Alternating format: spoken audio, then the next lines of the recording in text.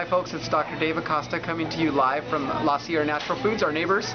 Please be sure to visit them, they've got a lot of great things. And today's video is about cracking your knuckles. I keep getting the question, is cracking your knuckles good or bad?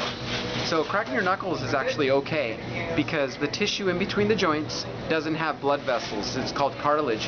And as you move your knuckles, maybe once a day, once every other day, or when you come in, I'll adjust your hands, it's okay because it brings nourishment into the joint so that we avoid arthritis. So actually cracking your knuckles is the opposite of what people think, where it helps to prevent arthritis rather than causing arthritis. So if you have any more questions, we'll see you in our office on your next visit. I'm looking forward to seeing you. Have a great and healthy day. Take care.